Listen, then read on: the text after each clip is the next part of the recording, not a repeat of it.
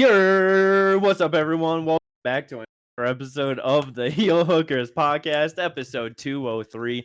We are back with an absolutely packed out episode of fight news and topics and legends and prospects and everything in the fight world that you could possibly think of. We got for you today, all wrapped up into a nice little bundle. A nice little Apex bundle. What are you talking about? And that bundle is called Fluffy. Let's fucking go! Wasn't good? You didn't appreciate that? Fluff Dog. Anthony Hernandez. He's the only motherfucker that matters to talk about today, because what he did yesterday was absolutely incredible. Yes, that's true. But that was just a lot. I had to process all of that. All the things I said he encompasses. He's a prospect on the rise, but he's also a legend in the making. He's incredible. He's the best. Where does fight news He's the first person in middleweight history to go on an 8-fight win streak and not get a title shot. Hey, well, they're flying him out to Chicago. He's gonna confront the winner of DDP Hamzat. You know what I mean? Yeah. Be like, hey, give me that belt.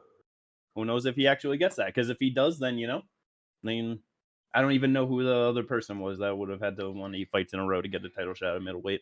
Yeah, no, I'm sorry. But either way, Anthony Fluffy Hernandez taking on Roman Dolidze last night, UFC Apex main event. This was infinitely more impressive than what I thought he was going to be able to do, honestly. No, seriously, because it's like I thought that he would be able to be the first person to finish Dolidze, but I didn't think he was going to make it look like such a fucking cakewalk. And straight up from the beginning, you know what I mean? Like, we've been talking about how, he's been able to fight like a lot of guys and get a lot of different styles, and it is seemingly really paying off because Roman Dolidze is supposed to be the test of his career at this moment, where he's not like the highest level, he's only a number above him, but definitely the highest ranked, and just, you know what I mean? And he made it look like it was not a test, like this was just a layup type fight, like it was just way easier than I ever thought it would have been. Yeah. It is one of those things where it's, we obviously knew going into it, Fluffy has the grappling, he has the pace, the cardio, you know what I mean? He puts it on his opponents, and like he's very scrappy, he's tough as hell, so like he's willing to go out there, but it's not like in terms of his striking, that was never really a factor of like notable enough to talk about. It was always just a means to to keep the pressure going, keep the the offense going, get to the grappling, and just this fight he really showed that extra wrinkle of like, I could strike with these dudes in the top 10 of this division, because it's not like Roman's the best guy or anything, but he's a much bigger guy, much more physical. None of the shots he landed did anything to Fluffy, and he was just constantly just beating up and landing such good punches, elbows, kicks on Roman throughout the entire fight. When they were out at distance, it was incredible to see. And then when it came to the wrestling, with Roman being the bigger guy, Fluffy was just ragdolling him. He was taking him down with ease. The way he tossed him to the ground with like that arm triangle choke just threw him over. Like zero resistance to majority of the takedowns. Went 9 for 11 of takedowns, like, and for almost all of them, it was like he just wanted to play with him. He would take him down and then get back up and be like, "No, stand up," just for the fun. Like, I don't know if it was because he didn't want to go into Roman's guard, but honestly, I don't think that's what it was. I don't think he was like super worried about him rolling for his leg. Obviously, he would get out of there because you're going to, but it's like he would just take him down and be like, "Nope, back up." Like, I want to say one, it was to like break down Roman, like in terms of like the cardio and all that, but also just like the fact that like Fluffy is very smart. If he is not in the position he wants to be in on the ground, he's just gonna get up. Like I think that's the biggest thing. Is not so much you didn't want to be in Roman's guard because of what Roman could do, but he just didn't want to exert extra energy to pass guard it. Whereas him taking him down was so much easier. It's just like, why not just get up and then just throw him back down, get into a position I want to be in. With him. Yeah, I mean, like it definitely could have just been like a combination of where it's because, like you said, why go into the guard of someone that you know is a BJJ black belt, that you know is like he has the skills there to try and pull something out. You know he's gonna invert and roll for the legs. Why even give him the option for a setup there? Like you said, there was no resistance on like any of the takedowns. So yeah, get him. Stand him back up, just smile in his face as he tiredly lumbers back up to his feet, and then he just has to rinse and repeat the process again. And it just, like you said, of just toying with him and just breaking him down further mentally just throughout the fight. Because throughout, like in about halfway through the first round, you could just see the look on Roman's face of like, what the fuck is going on? You know what I mean? Like the watching it, like, you know, live and just like talking about it afterwards, like the word that came to my mind was just bewildered. Like that was just the look in his eyes of just like it honestly Habib-esque of like when Habib was drowning people of like what's going on, you know? And that was the first round. By the second round, he looked completely mentally broken in that fight. Like it after the third, I was saying it's one of those things where it's like, yeah, it's not like Fluffy did enough really, you know what I mean, for like the fight to just be over or anything like that. But what's the point to watch this anymore? Like the corner should just throw in the towel. Like what has Roman showed through 15 minutes that he even has the willingness to fight back? You know what I mean? Like just for round 4 to happen, and the second that Fluffy wraps up the RNC, just standing up, no hooks, space between the hips and body, and just the immediate tap. Like he was just like, no, like get me out of here, and Fluffy just dropped him. Like I was about to say, just getting it and then just dragging him out to the center of the octagon. That's when I was like, no, now this is toying with him. Yeah, like that. Because I feel like he would have gone to the center and just let it go. Yeah. Like I feel like he would have just kept on walking backwards, dragging him, choking him until he tapped. You know what I mean? Yeah. Like that. Or if like he felt like he wasn't gonna get it, then he probably would have just fucking like spun around, got right into mount or something. You know what I mean? Like, but yeah, that was truly one of the probably the most impressive performance of Fluffy's career to this date. It was incredible what he did out there, man. Like there was so much of this card that was just boring and just not that great. And like just the in-between of just waiting between fights, you know, and the pacing, it was just like, okay, like this fucking sucks, man. And then as that was going, that was just like a jolt of electricity of just excitement and life. And it was one of those things where it's just going into it, it's like, okay, this makes sense for a fucking Apex main event, and then it happens and it's like there should have been 20,000 fans in front of them, you know what I mean, watching what happened. It was just incredible from Fluffy, man.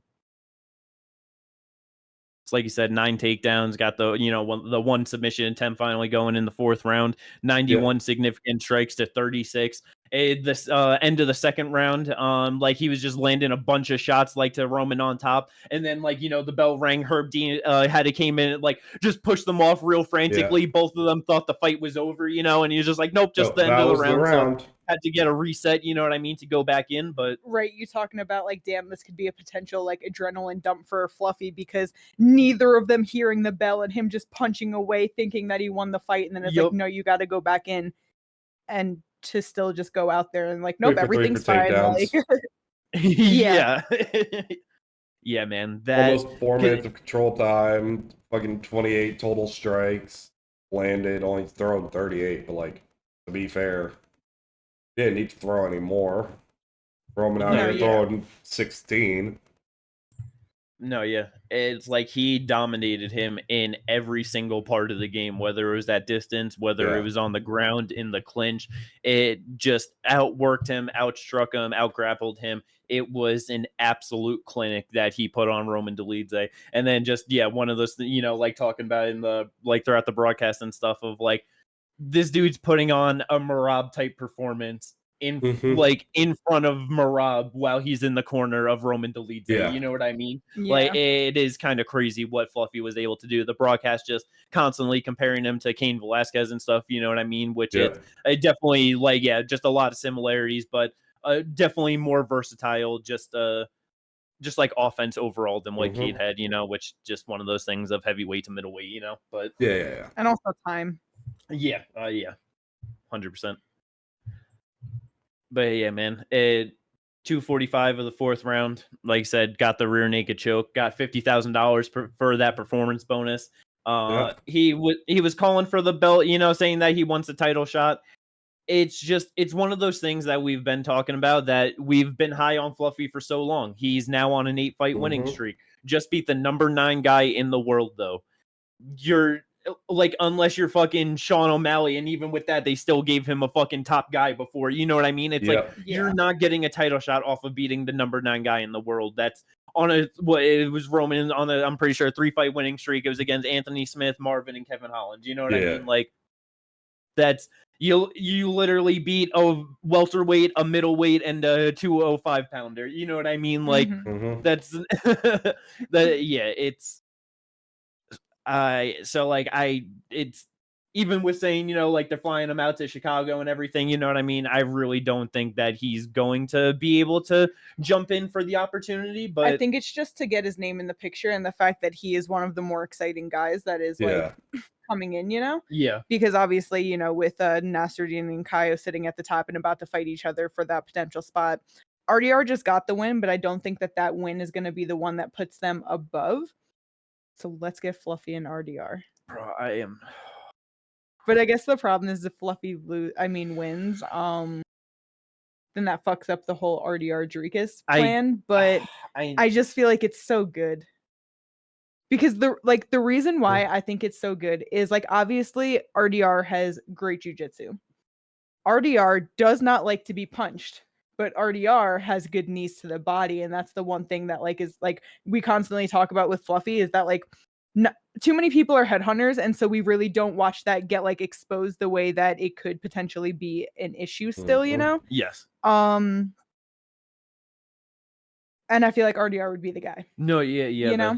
So it's just like, even though I think that Fluffy could put on a pace and go out there and, like, just put hands on him where he's just folding up, like, you know what I mean? Yeah. RDR is the guy that's going to find the body shot. And not that I want that to happen, but you know what I mean? I just feel like it adds that level of interest with, like, the top 5 guys and just wherever things are, that, like, it might not be a complete mauling. Like, this could be a fun fight. No, yeah, that really isn't something that, like, I thought, like, just initially, thing about, because that obviously Fluffy is gonna go right into the clinch a whole bunch, and then it's like, if they do go to the ground, what does the fucking scrambles look like? What does that jiu-jitsu look like? A lot of things I would like to see from that fight that could, like, be fun in a lot of different areas. That I get it. I still do just feel like I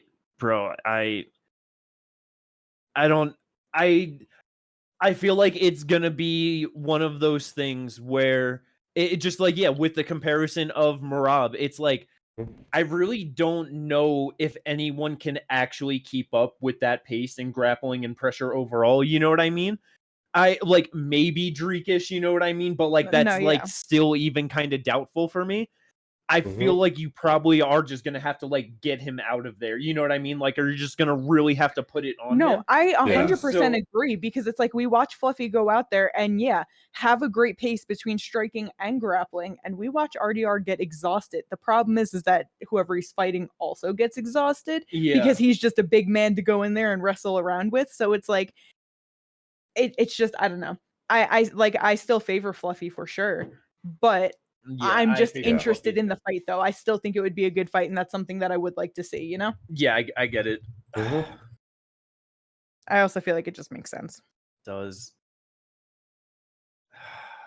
That fight is only allowed to happen if Hamzat beats Dricus. I feel you, because then Dricus loses, RDR loses, so we can still get RDR Dricus, and then Hamzat versus who the fuck ever. Exactly. Like, it doesn't. But if Dricus wins, then it's like, we can't put RDR in that fight, because I really do like it. Probably same kind of thing, 4th, 5th round finish for Fluffy. You know what I mean? Where it's like, it's gonna take a bit. He's gonna have to put in a lot of work on RDR to, like, get him really exhausted like that. But yeah, man, RDR's I feel like same kind of shit where, like, he's gonna be shot by round 2. You know what I mean? Mm-hmm. Right. Something I don't want to forget to talk about, though, Roman Dolidze and all that cheating. Yes, All thank you. the I had that. cage grabs. The cage grabs, Yes. the glove grab Yeah. from when he was on his knees, head literally on the mat.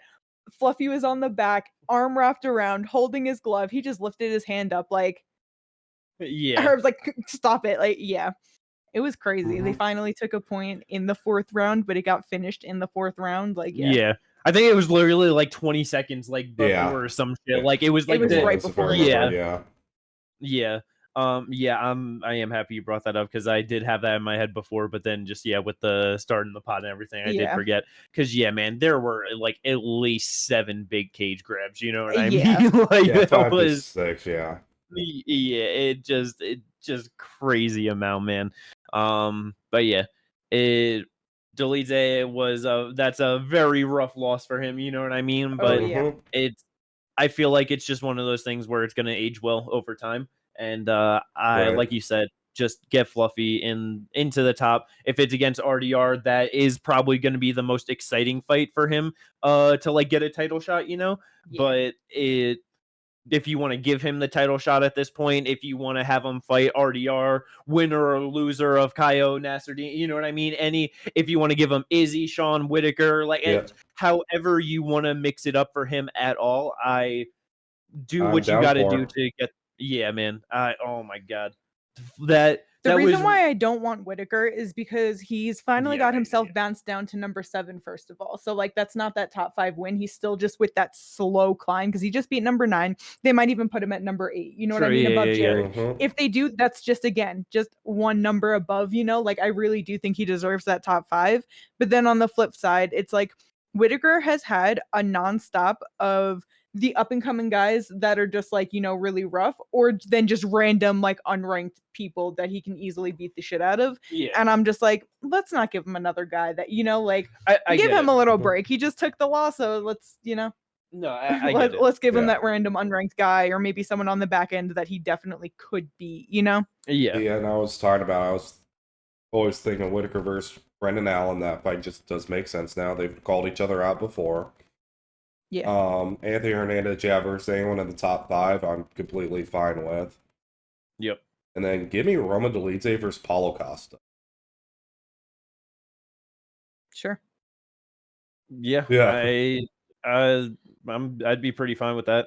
Because it's just one of those things I've just been saying with Paulo, where it's like, he, you know, beat Roman like got it. And it's just like, he just needs these matchups against these guys to just actually, you know what I mean? And so it's like, just another top ranked guy where that's just another win against someone relevant, you know what I mean? So I would make his 2-fight winning streak for Roman and Roman. I didn't even think of that till now. I mean, I feel like after that, you just give him a title shot, right? You know what I mean? Let's just no. After that, you give him his get back with Izzy. Nah, they're not running that one back. It would be funny though. It would be. I'm so down for it. Trust me. But I don't think that one will end up coming to fruition. I feel you. Yeah.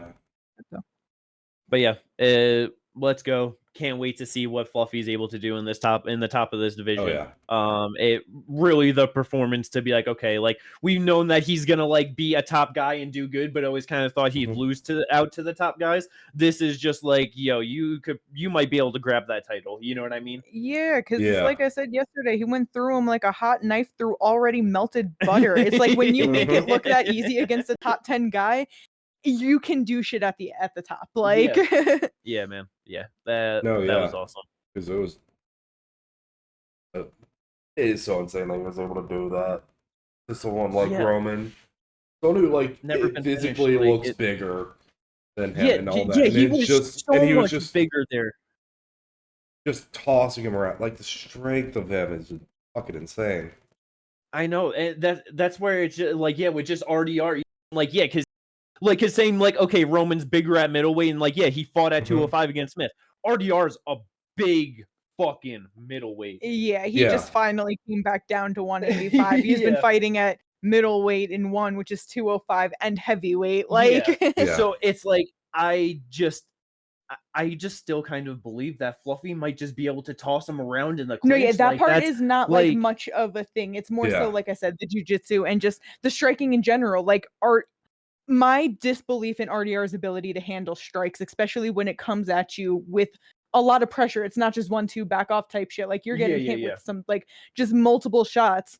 And then versus the body work of what RDR puts on. He is consistently going there with knees, kicks, like actual strike. Like, you know what I mean? No, yeah. He does that. So I just think that the striking would be interesting between them. And then, like I said, on the ground, I would love to see that. So. No, yeah.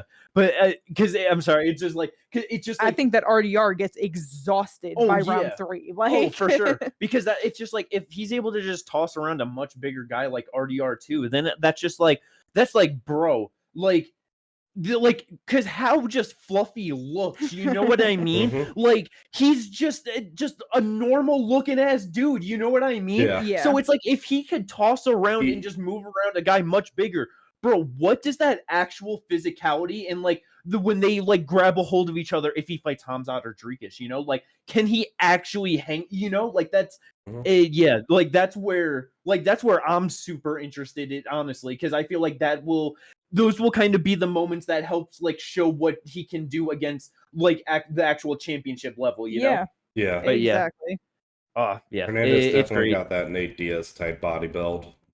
Oh yeah, like, and because you know I brought it up during the fight, like he definitely a bit more like toned up for this one. Didn't have as much pudge just hanging over the shorts this one, you know. But still got a little bit though. Still got a little bit. Not super ripped, super jacked, nothing like that. Still just looking like you said, just regular. Yeah, out here just fucking ragdolling these guys. Yeah, it is fucking awesome, man. Let's go. Going from one absolutely incredible, dominant, a performance that gets you to want to see someone fight for the title and all that stuff. Let's go on to the complete opposite of that. Steve Erceg got the unanimous decision win over Ode Osbourne. He definitely deserved it.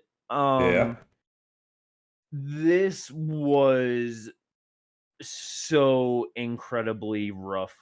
Like he got the win, which is obviously you ended your 3-fight streak, but this was about as bad of a win that he could have, you know what I mean? Like as close to a loss as he could have gotten without taking one. For sure. And I didn't know how rough it was going to get, but I brought it up in the preview that I feel like, looking at Ode's record and thinking of Ode, and thinking of Erceg, and you know, that it's like technically Erceg should be able to just run over him. But I had a feeling that Ode would be able to make it look a bit harder, or just, you know what I mean, than it should be, because Ode is tough as fuck, and especially in the first round. This was also up at bantamweight, where Ode looked like he's a real bantamweight, and Steve just looked fucking small next to him. So I do think that was also something to take into account, that it's like, Ode is not a small flyweight by any means. Like I said, he naturally looked like he could be a 35er, where Erceg just looked out of place. And so like there's that. Before he came into the UFC, he was a 35er. Fought a couple times at 45 as well. Debuted at 35, lost Brian Keller, fought at 145 for some reason, then moved all the way down to 25. There you go. And missed weight a couple times. Yeah, that is kind of crazy. Of like, so it's like 35, 45, and then just like, oh, okay, I'll try flyweight, I guess. Like, so it's like he's a huge flyweight, and then on top of it, the majority of his wins come by knockout or submission and in the first round. Yes. So he's a big flyweight. He's a dangerous first round flyweight. It's like, I'm just not that surprised that, especially on a 3-fight losing streak, and just even Erceg talking about it himself, that it's like after getting knocked out and then being in that Moreno fight, just feeling like kind of gun shy and that knockout still affecting him, and then getting hit with a big shot. Like, who knows where his brain went, but good for him to be able to recover, grab on like a hold of him to just like get that recovery, survive, and then still wins round 1 and 2. So like, I will give that to him for breaking his streak, that like he was able to hold it together through that to get out of there and not just break in that moment, you know? Yes. And like I said, it's just Ode is dangerous in the first round. He was much bigger than him. I don't want to take too much away from Erceg for having a dangerous first round with someone that's dangerous in the first round, you know? I get that. Yeah, that's fair.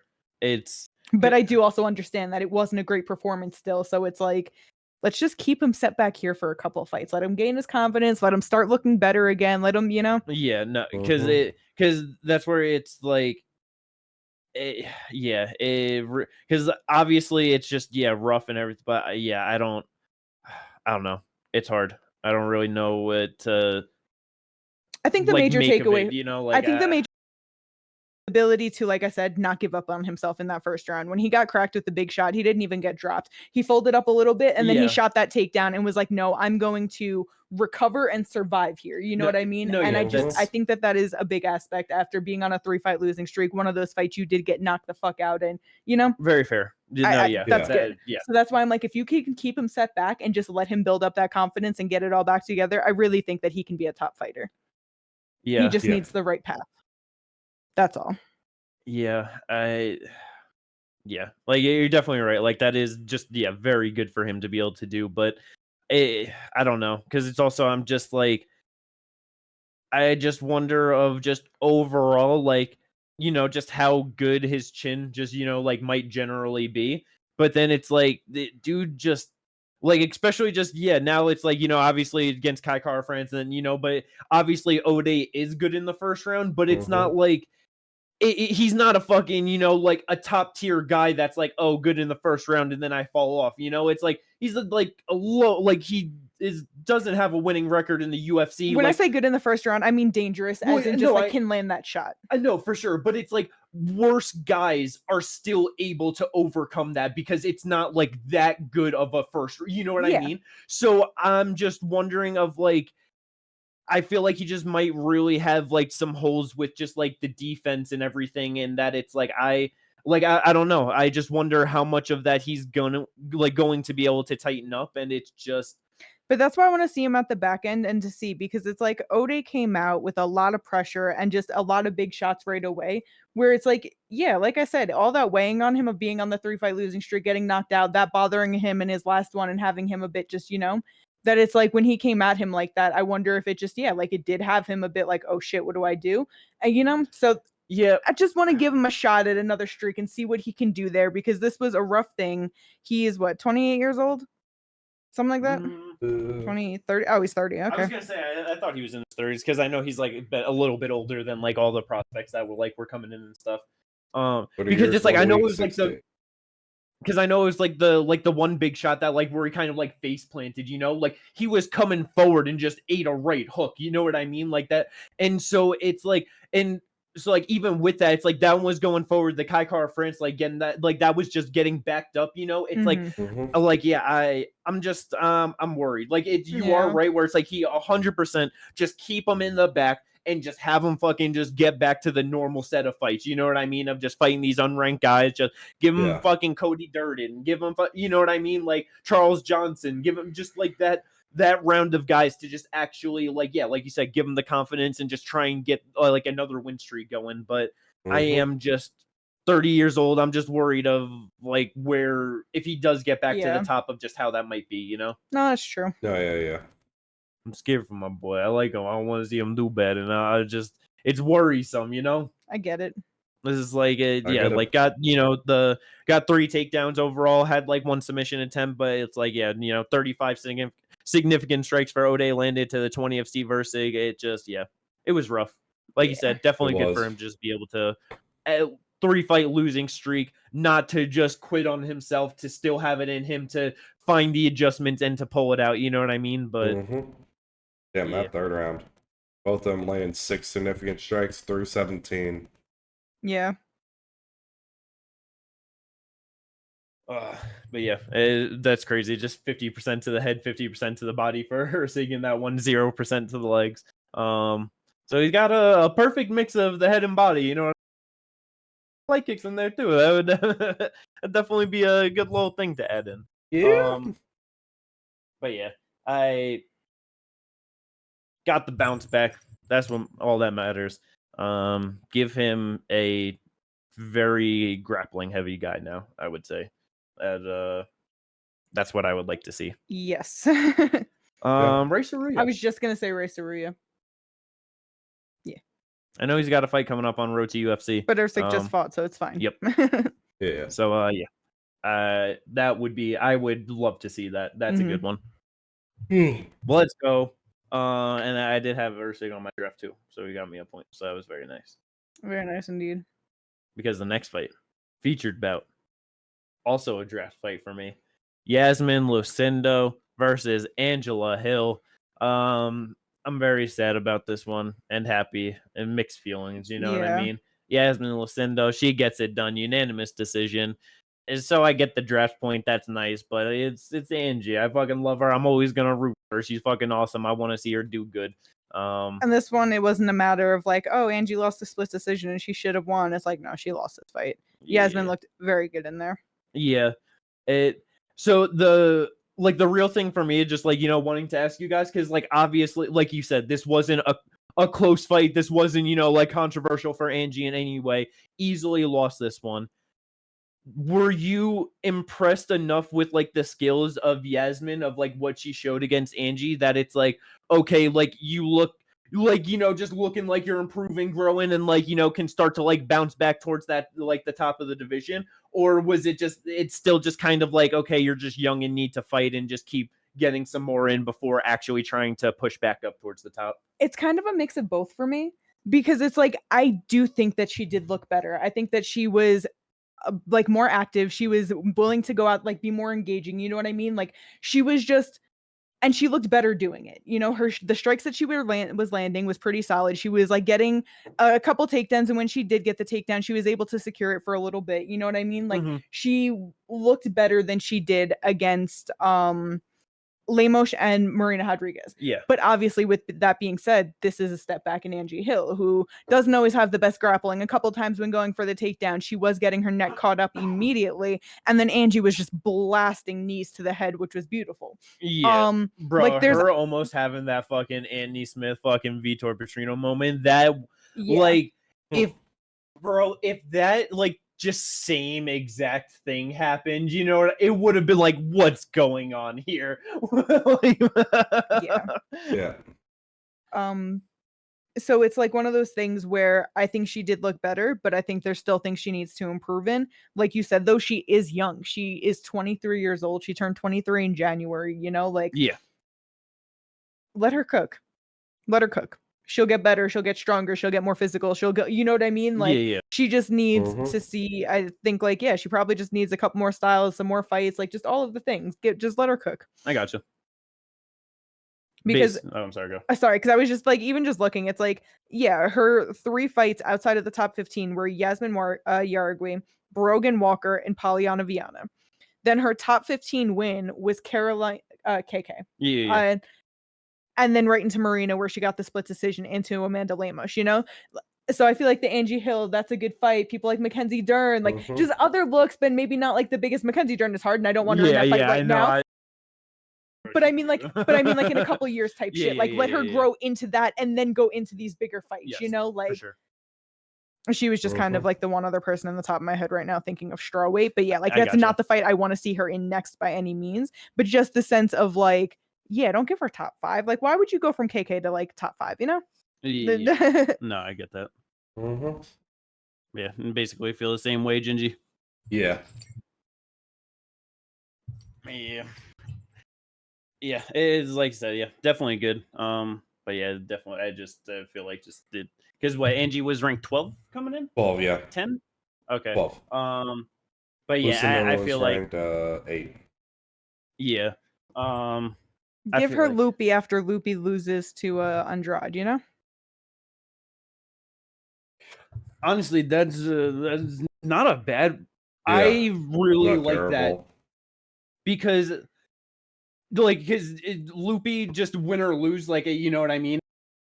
Like, I would well, I mean, if she were to win, it would just be better for Iasmin not fight, because then that just kind of puts her up in the rankings, But I do feel like Loopy's style specifically could give Iasmin so many problems.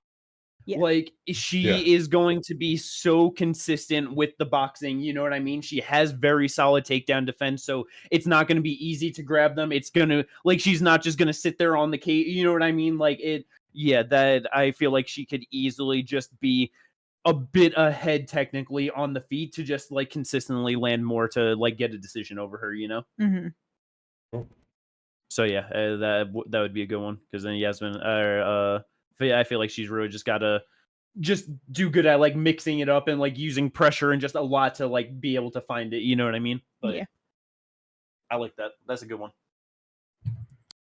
Let's go. good win for Iasmin Lucindo. Let's see where they end up going with her. And for Angie, it sucks to see, but she'll be back, I'm sure, for another 25 fights about. So I'm always down for an Angie Hill fight. Let's go. This next one, though, we know it. Yeah. We knew it. We knew it. We know it. These two over here. This guy over here, Ginger. He believed that C-Rod would be able to win against Andre Fili. Be fair, I went to split. Wrongly. Yeah, I really don't think it should. Like, I know that technically C-Rod did outstrike Fili in every single round. Did you really? Every single round, which is really funny to look at. But the really clear funny. difference between the impact was day and night between the two of them. And I think that was the biggest difference. I mean, not I think, I know it was. You know, it's like C-Rod was just getting beat up, swollen, bruised. He was just looking noticeably hurt and impacted by these shots, where Fili was just kind of rolling with them, getting touched and going. He was able to see a lot of what was coming, took him down in the first and the third round, where I think that also probably helped in those aspects. It's just like Fili just looked like the better fighter, even if he was getting hit a bit more. Yeah. No, yeah. It's so weird, man, with C-Rod, because it's just, we've been talking about it for so long, where it's like, it's not, because even with taking this loss now, it's like, what's his overall UFC record?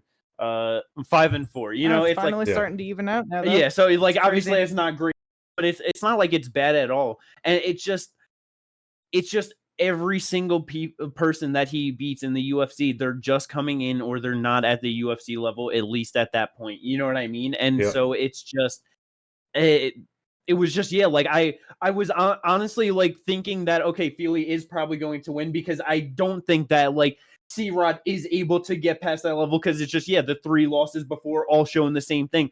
But I was really fucking hoping that he would be able to, because it's just, it's just one of those things, like just a younger fighter on the way up. You want to see them be able to like get past the older fighters and actually be able to just grow, move up, whatever. And so it really does just kind of suck of like, just another fight just against a vet, where he was just a step behind in so much of the striking, and just getting caught with so many big shots, just walking into so many big shots. It, like you said, it was just like the damage, especially like just because it's one of those things where like talking about the impact of like how it affects them, but then also like visibly of just like, like, oh, blood cuts, whatever. It's like both, he was getting cut up, he was getting bruised up, and he was just getting rocked and wobbled all over the place. Like that was a rough one, man. Yeah. And it's funny because just looking, he outstruck Fili in every round because of leg kicks.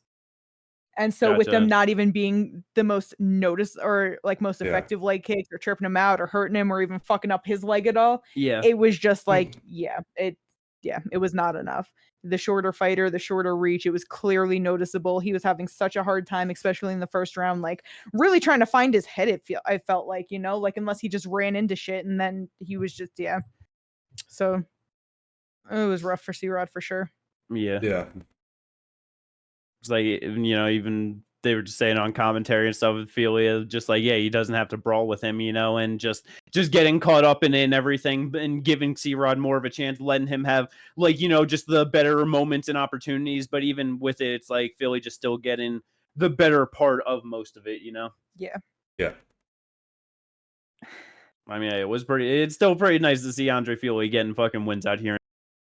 UFC though, it's like I'm definitely not going to be mad at that for sure. No, for sure, but sorry, the point down from C-Rod. 2 major things from that for me, and I'll start with the first one. Is you don't do it when you're down on the cards, like it's the reason it's so badass is the guy is Max. He's winning these fights up on the scorecards, and he's like, last 10 seconds, you have your chance, let's brawl. But the way he pointed down and then went and threw the craziest flailing, like, well, because he got kicked. It's because like he got his leg kicked out as he was punching, so he just like and then he just did a weird little spin and then tried coming back the other way as he got kicked again. Like, it was so funny. It was so funny. People need to stop, especially if you're not the guy winning. bro, and just it. Yeah. You don't ask for your opportunity. Like, Fili out here talking about diapers and baby formula is expensive. He's not about to give that shit up in the last 10 seconds. Like, yeah, that people really do just got to stop with that, man. Like, you Yeah. guys are not Maximus Blessed Holloway. Like, right. you are not the man, the myth, the legend, the best is blessed, baby. You know, like, it's Unless you can truly embody it, and they never can, then it's And you just got Max being like, nah, I appreciate these guys doing it in their own ways, you know. Oh man, but yeah, that was it's rough for C-Rod. That's one of those things too where it's like 9 fights now in the UFC, 5-4. I would probably imagine that this has got to be on his second contract at this point. You know what I mean? Right. But it's like I feel like 1 or 2 more losses in his next like 3 fights. You know, like I don't know. I feel like he's pretty close to possibly getting cut. You know. No, he definitely could, because it's not like he puts on the most exciting fights consistently for them to keep him with a super negative record if he continues to go negative, you know? True. Not that he is negative now, but like, yeah.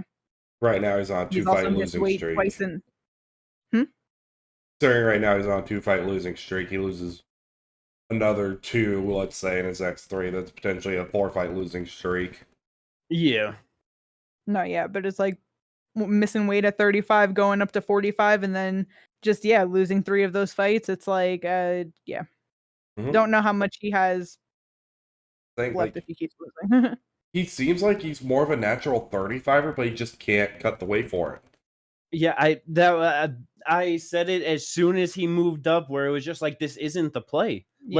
Like you just don't feel, and you know, obviously, like, just after a little time, just started to seem like okay, fitting into it a little bit better, you know. But even then, not really, because it's like his first fight at 145 was Isaac Dolgarian, where he won the split decision. That I thought he lost that shit. Then he loses to Juliana Rosa. Then he beats Austin Bashi in his UFC debut. Then loses to Costa, and then loses to Fili. Yeah. So it's like, to me, at 45, he is 1-4. No, it was like the Bashi one. That's where it was just like, okay, like now that's where it was just like, you look like you're starting to look more like a 45er, getting more. And even natural, that's crazy, because it's like, I know Bashi's big, but he's also a 23-year-old kid. No, like yeah. Like, oh, you look big against a small, stocky 45er, because dude's also 5'6". You know what I mean? So he's a 23-year-old 5'6" 45er. It's like, and because that's where we're talking about. He's only getting those wins, so that's where it's like, okay, you look like you're starting to put it together more, but it's also against a guy like Bashi, undefeated UFC debut, and then it's like, just now off of that 2 decision losses to Melky Costa and Andre Fili. So it's got all Melky just having his fun watching that fight because that shit was funny. He said, "Look at my sons." But so, nice for Fili, but rough for C-Rod, and we'll see what happens to either one of them. Yeah, and it's just funny because it's one of those fights where there is no matchmaking. Fili goes where he goes, and C-Rod goes where he goes. Yep. C-Rod's gonna get a debuting fighter next. Yep, so he can get back a win. He'll be 6-4. Unless they're sick of him, so then they give him another guy, you know? True. Or even a debuting guy, but he's an actual good guy. You know what I mean? Yeah. They're like, hey, C-Rod, you want to fight Kevin Vallejos? He fits your MO, right? These young guys, and Kevin's just going to beat the shit out of him. Honestly, that could actually end up happening. I know it could. Hell, Vallejos could fight either one of these guys next. I wouldn't be shocked. I don't want to see Kevin versus Fili. Yeah, like neither do I. Fili has too much experience and is he's just so much bigger than him. I'm like, the age, the experience, the size. I'm like, let's just keep them apart for right now. It can happen. That's all I'm saying. I know, because it's like, I get that, like, in reality, in everything of like how like the UFC would look like. Fili, like, in terms of their rankings, is obviously like, and you know, even probably C-Rod is like above them, you know. It's so swapped to me that it's just like, I don't want to, like, bro, C-Rod losing this fight like that, and you're gonna be like, fight Kevin, like, bro, you're literally face planted round 1. Like, what are we talking about? I'm just saying. You know what I Cosmic mean? fights. Like that. Oh my fucking god! And it's like, yeah, Fili, I get it. Yeah, vet and stuff could possibly get it, but it's like I don't want to see that. I don't want to see that. Like, oh my god, that's scary. No, yeah, Fili probably gets knocked out, but either way, just in case, I'm like, let's keep him away for a bit. Yeah. Give him Vlados 5, 7, 6, 8-inch reach. I mean, that's pretty much the same as C-Rod. Yeah, no, give him C-Rod. That's. Oh no. That's so bad. Moving on. Moving on to another split decision. But this time even worse because the wrong guy, in my opinion, got the decision. I don't think you paid enough attention to make that opinion. I paid full enough attention to know that fucking Miles John won this fight very easily, in my opinion. Yeah, I was very shocked when they read that Jean Matsumoto was the when they started to say that was a split. I was like, okay, this is dumb. And then they gave it to Jean, and I was like, this is wild. Like Miles John's just the look on his face afterwards. Like I truly felt it for him. Like, yeah, it really felt like he did more than enough in that fight to get it done. I don't know. Second round was close. That's the problem. Third round, Miles Johns did not win that. No. Yeah, but I felt like 1 and 2 was definitely his. That's I don't know. I just think that it's one of those things where it was a close enough round 2 that you know what I mean? Like I definitely get feeling like no, Johns won that and he should have won that. But I don't think it's like a robbery from Matsumoto to have gotten the decision either, you know? Same. It's the wrong guy. It's not the wrong guy win, but it's real close, you know. Like I get your point because it's not super egregious, you know what I mean? No, yeah, like it does not feel right. It's something that I feel like if I cared more about it, I would go back and like rewatch it to tell, because it's like looking at the numbers, it's like that was a ridiculously close fight. You know what I mean? Like round 2. Yeah, it's just one of those things of just. And I don't remember how I felt about round 2. Yeah, it's just like one of those things of just effectiveness of strikes. You know what I mean? No, yeah, that's what I'm saying. Like I don't remember. That's why looking at the numbers, and if I cared enough, I would go back, but I don't. I get it. Yeah. Yeah, I just feel bad for Johns because that I really do feel like he should have gotten that. That's where it's like, because coming into it, it's like, you know, I've been like, you know, a fan of just Miles Johns for a bit, but it just be goddamn frustrating sometimes. But this was actually, I feel like, overall a good one of like not being as stupid in the striking and then actually doing better with the grappling of like, you know, just going to it and not not expending energy in just stupid ways. You know what I mean? Yeah. And so, like, that's where I feel like it just really does suck that, like, he just took the loss with just, like, actually fighting better. But, so, like, yeah, just wanted to see what, like, Jean Matsumoto on the other side could possibly do. Those younger guys, 16-1 coming in. But it's solid against Rob Font in his last fight, even though he lost. So, yeah, definitely was curious. Yeah. This wasn't the best fight for him after that. No, not at all. No. And that's where, because it's like, how old is he again overall? 23? 25. 25, okay. 25, okay. But yeah, it's like I don't know. I don't really know. I don't have too much feelings right now for him as a prospect or anything. You know what I mean? I'm not really expecting him to do much. I don't think that he's like terrible or anything where he should like get cut or dropped. It's like I have to see more from him. Yeah. Yeah. But yeah, other than that, I don't know. So. Hey, but Ya Boi, that was sad. Knocked the fuck out. Yeah, that was sad. Yeah. I honestly didn't think that CLD could do that. Nope. I thought that this was going to go to a decision for sure. Yep. And it, in my opinion, was kind of just like either way. You know, either one of them was about to win a decision. Didn't really care who it was. Eric Andrews had only been knocked out one time, and that was by Thiago Santos, right? Yeah, in 2018. So it's like with that, and that was a third round retirement. I was not expecting CLD to go out there and just really have him hurt and get him out of there in the first round. Yeah. That was very solid for him. I thought he was going to do it in the second round, but yeah, that was crazy. Yeah, man, he just fucking put it on him from the jump. As soon as the fight started, just front kick attempt right to the face, just putting the pressure on, just not because it's like in the preview, just like I really thought that it would be him because like in his last couple of fights just has not been looking that great, been very tentative, just not going for it, and so it's like I'm just like Anders is gonna walk forward, he's gonna look to grapple him, so CLD's just gonna be on the outside looking to counter and just defending takedowns, and then they're gonna fucking spend most of the time clenching on the cage, and then Eric's probably gonna win a decision, like, and this is not gonna be a good fight, and just incredibly wrong. Motherfucker went out there like, I am finishing this shit. And because he said he wasn't happy with his last couple of performances and losing the decision to RoboCop and then beating Andrei Pulev in a decision. Yeah. And he definitely showed that he was trying to do something better. Oh yeah. Yeah.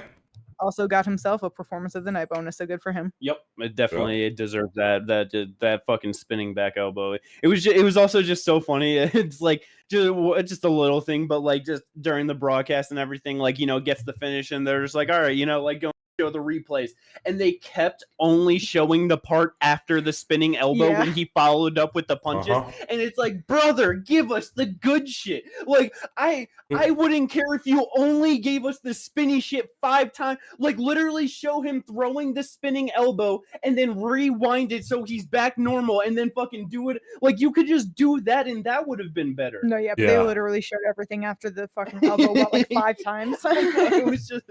Makes no like, sense. Bro, like a fucking probably like $1 million production booth. Like, what the fuck are you guys doing out there? Just having fun.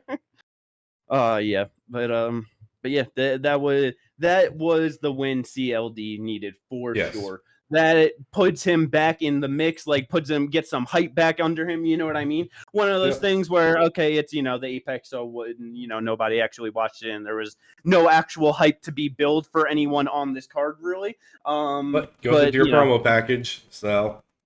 Yeah. And people are going to be like, when did that happen? I don't remember that. And it's like, yep, because you didn't watch it. It's like, and because it's just like, last week 2 fight of the nights, you know what I mean? Yeah. This week 4 performance bonuses, back-to-back Apex events. Imagine these fucking 8 fighters, like 8 fighters in total. Like if all of these fights and performances were in front of a packed crowd somewhere. Yeah. Imagine what that would have done for them. Like it would done a shit ton more. Hell yeah. Frustrating, but it is what it is. That is the main card though from this UFC Apex event. Let's go. The prelims.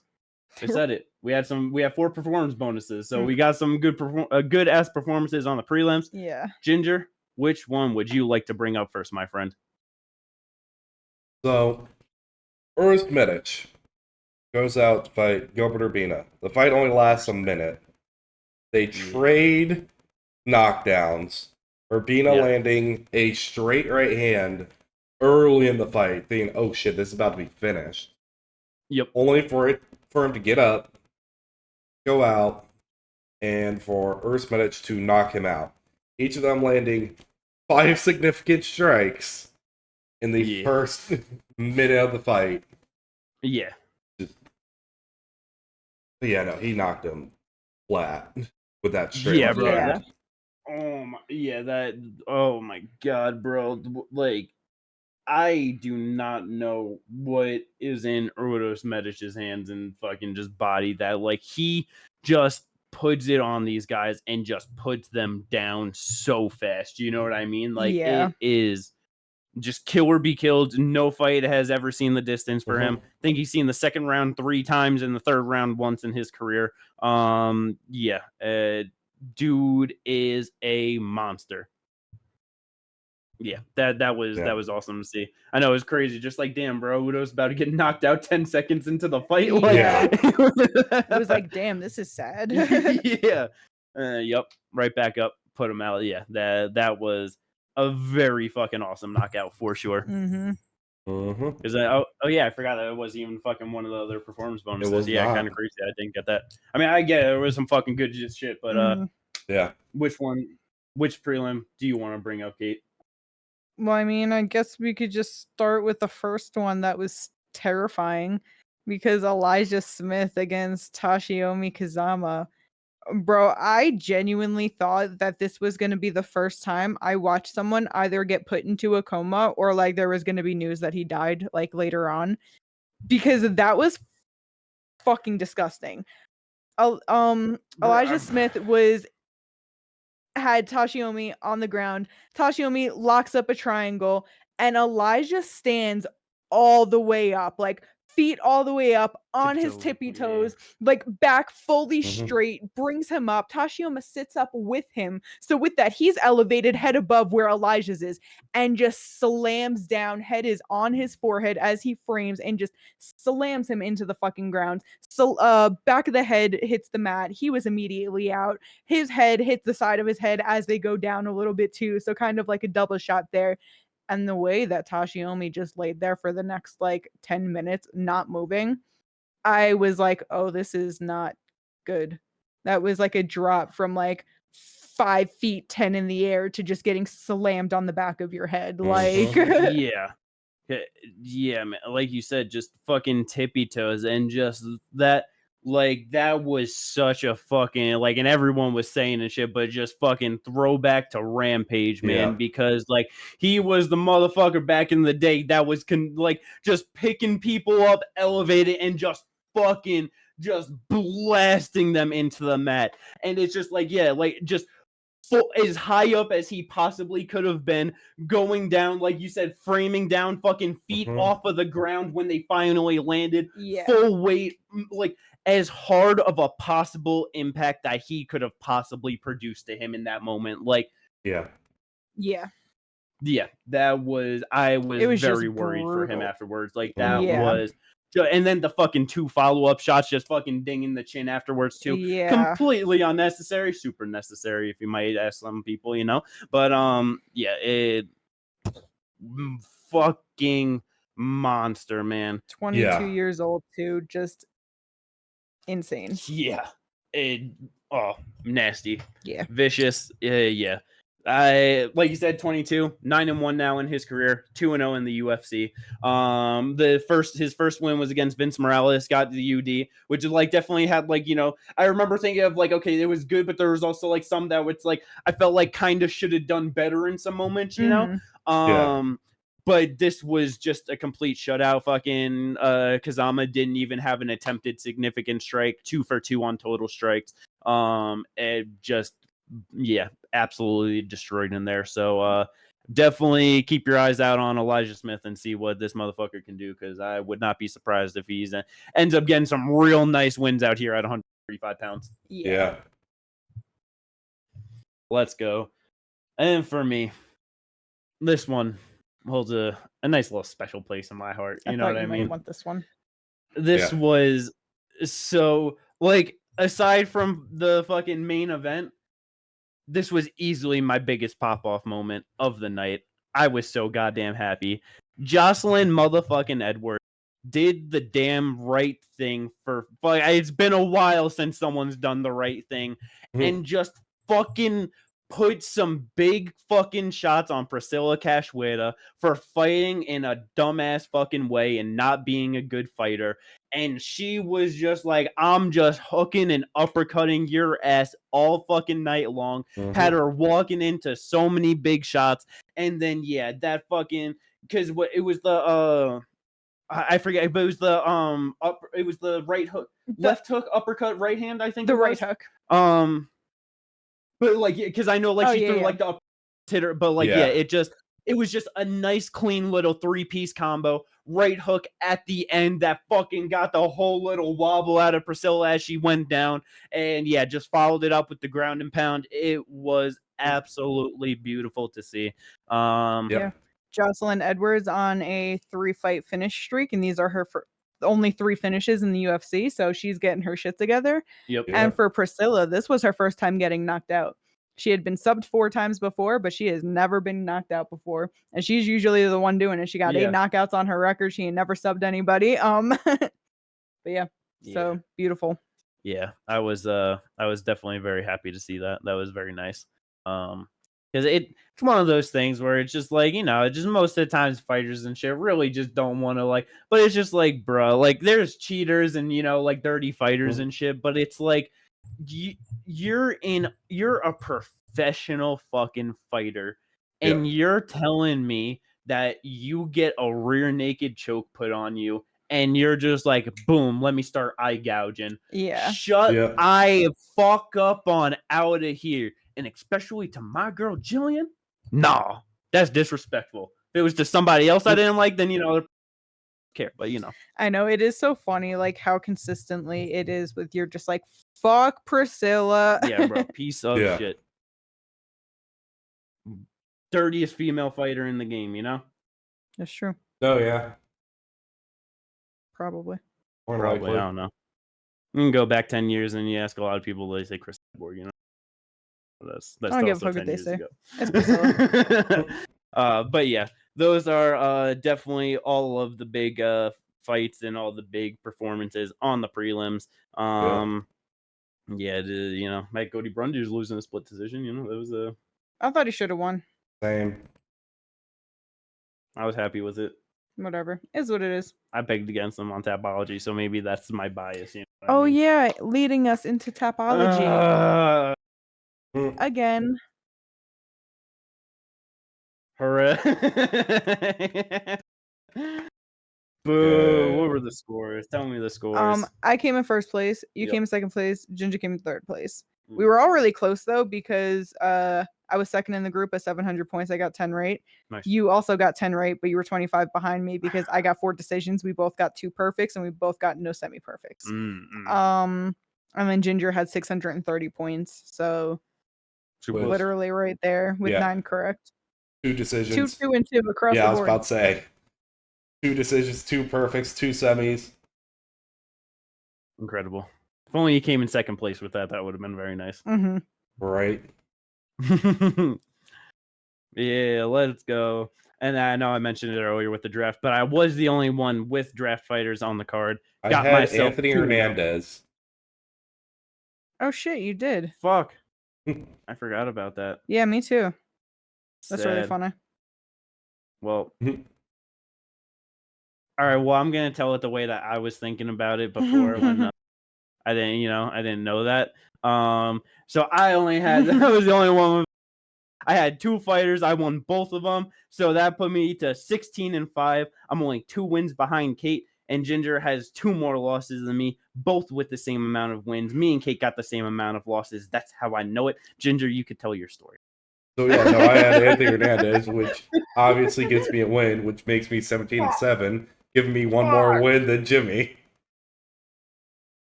Hey, it's all right. 1 more win, 2 more losses. I got a better percentage at this point. The fucked up thing is you have 3 fights next week because one of them's still I got 4 girl. fighters next week, and I'm 2 of them are fighting each other. Wins. How? I'm getting 4 wins. How? There's gonna be a last-minute switcheroo.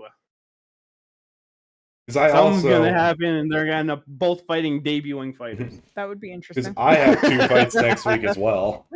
Yeah, Kate's got you got 2 right. Yeah, I got Loopy and one Carlos, of them is head-to-head. Yeah, I'm about to lose that one. I have Andrade and Lerone Murphy. Yep. Yeah, fighting Aaron Pico. That's a good one. That's damn. Me and you are both about to go 1-1 next week. Potentially, Jimmy, I don't even know where Jimmy's record is. I was about to say DDP, Cannoneer. I don't fucking know. He's getting 1 win at least. That's not true, 2-2, no contest. Bro, that's true. 2 draws. Bro, like I 1-1 and 2 draws. It really is funny to have 4 fighters and to really be so unsure of what anything is. Yeah, because when it's DDP Hamzat, who the fuck knows? You got Jared Cannonier versus MVP. Which is still just what is and that? And then you got a head could end in a no contest or a draw. And it's fucking Tim Elliott, who's been out for 2 years, versus Kai Asakura. And he be cheating. Mm-hmm. He cheating. He's about to hit an eye poke, and Kai's gonna be like, I can't fight. Nah, he ain't a cheater like that. He's more of the gloves and shorts and cage. And, I do you know know what I that, mean? but like he doesn't want to fizz. The thing is it will be truly an accident, but it's just gonna fit the MO of Tim Elliott. You know what I mean? Yeah, that'd be funny. Yeah. That's what will cause the no contest. Yeah. Yeah, cause he's no a crafty contest bet with the cheating. You know, like he's a slickster. You know, or he loses a point at some point, goes to a draw. True. If he's got Herb Dean, there's no chance. So, because he's not going to catch enough fouls, you know what I mean, for him to warrant that. You got to at least have like 6 or 7 for Herbo to take a point, you know? Yeah, that's true. Right. But he's also got a sense in an imminent finish, you know what I mean? Like if he feels like it's going to have no impact, then he might do it, you know? But True. Oh shit, he's in a rear naked choke. Let me take a point. Oh, I can't laugh. Let's go, though. That is all of the things for this episode of the podcast. I hope you all enjoyed this one. Don't forget to like and subscribe if you did. And oh, God, I cannot wait to catch all the views on this next episode. UFC 319 preview. DDP versus Hamzat is finally here. Let's fucking go. Greatest fight of the calendar this year. Let's get it. Peace out, everyone.